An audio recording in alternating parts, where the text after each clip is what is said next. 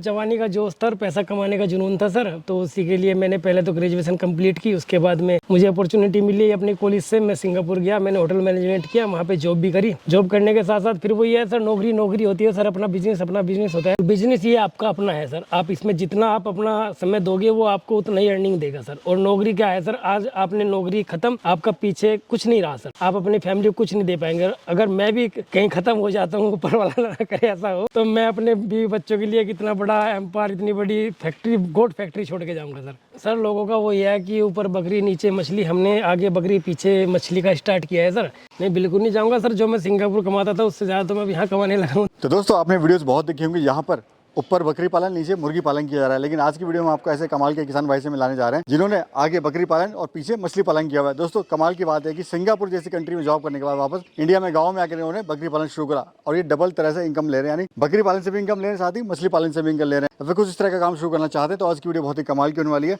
आज की इस वीडियो में आपको सीधे मिलाएंगे किसान भाई से, जानेंगे पूरे इनके सफर और पूरी इनकी सफलता की कहानी के बारे में। सभी किसान भाइयों को मेरा राम राम।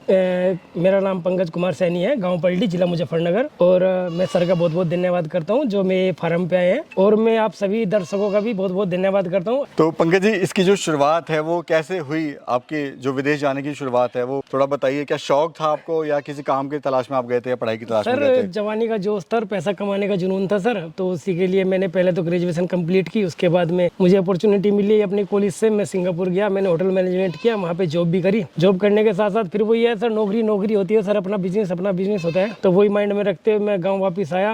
गाँव में आके देखा बेरोजगारी का दौर है, तो उस बीच में एक छोटा सा किस्सा है कि मेरे बच्चे की तबीयत खराब हो गई, मुझे दूध की आवश्यकता पड़ी बकरी के, तो कहीं पे नहीं मिला, तो मैं एक बकरी खरीद के लिया है सर। उस बकरी को खरीदने के बाद सर मैंने देखा कि कुछ महीने बाद मुझे उसमें प्रॉफिट नजर आया कि मैं जितने की लाया था मुझे उसी बकरी ने 8-10 हज़ार रुपये एक्स्ट्रा कमा के दिए। तो बस वहीं से मेरे बिजनेस का एक ख्याल माइंड में आया कि चलो भाई इसको एक अच्छे लेवल पे, एक बड़े स्तर पे करते हैं। तो मैंने उसको जो है बढ़ाना शुरू किया। मेरे पास 2 बकरी, 2 से 10, 10 से 20, और आज मैंने 250-300 बकरी का मेरा फार्म है सर। तो पंकज जी, वहाँ पे आप दूसरे के लिए काम करते थे? जी सर। और यहाँ पे आपका खुद का बिजनेस है? यहाँ पे खुद का और 1.5 साल से जी आप ये काम कर रहे हैं? जी सर। कैसा अनुभव लग रहा है आपको? कितना फर्क आप मानते हैं खुद के काम करने में और खुद का बिजनेस करने में? सर देखिए, आप नौकरी करते हो दूसरों के लिए करते हैं सर, और बिजनेस ये आपका अपना है सर, आप इसमें जितना आप अपना समय दोगे वो आपको उतना ही अर्निंग देगा सर। और नौकरी क्या है सर, आज आपने नौकरी खत्म, आपका पीछे कुछ नहीं रहा सर, आप अपनी फैमिली को कुछ नहीं दे पाएंगे। अगर मैं भी कहीं खत्म हो जाता हूँ, ऊपर वाला ना करे ऐसा हो,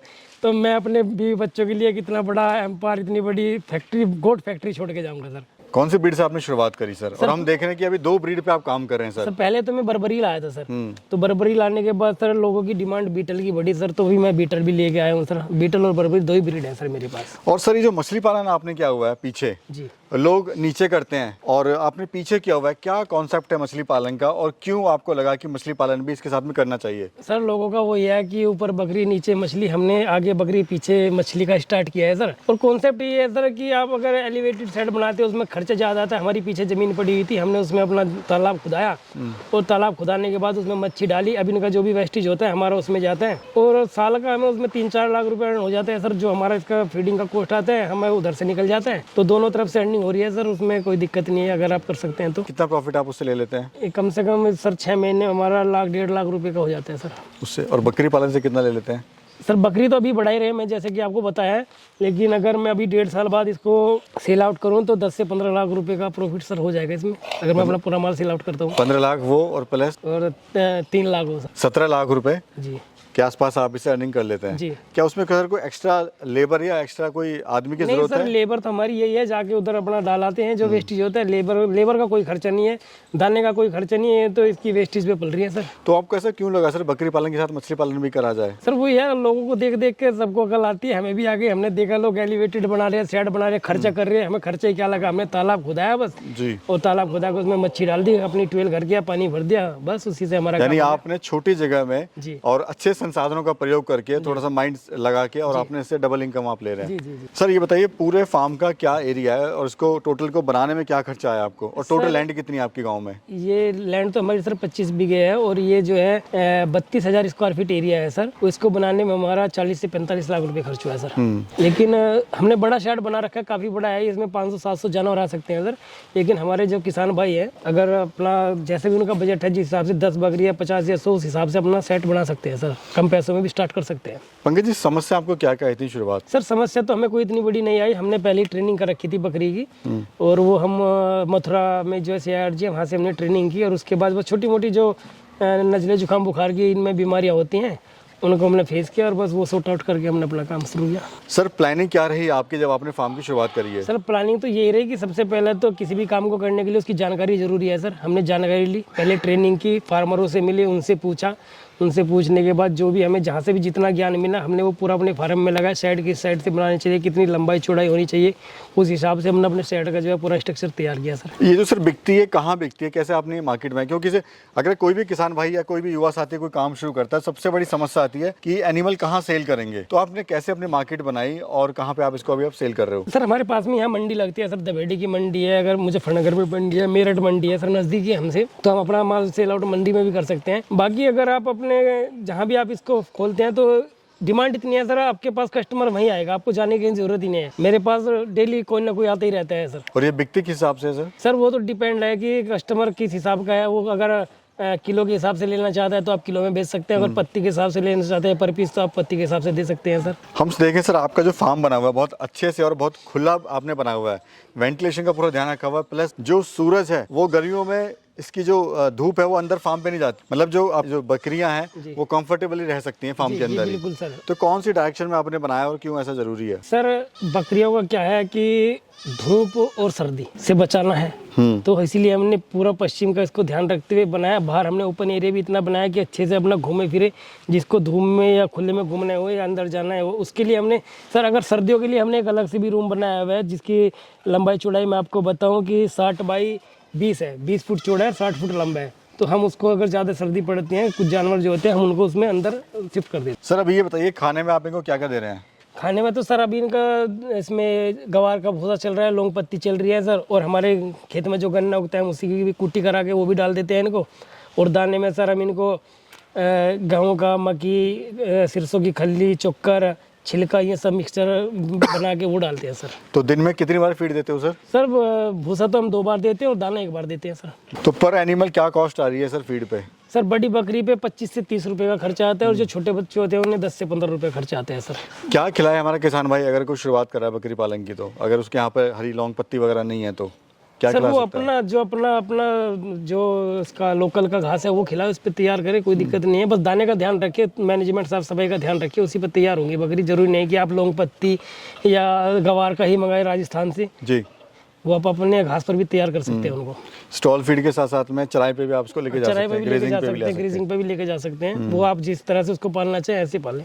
पंकज जी, फार्मर क्यों फेल होता है बकरी पालन के अंदर? जबकि अगर हम देखें मटन का रेट आज से 2 साल पहले 400 या 500 था, अभी 600-700 है कहीं पर, और आने वाले 2 या 3 साल बाद में वो 1500 या 1200 रुपये 1300 रुपये किलो हो जाएगा।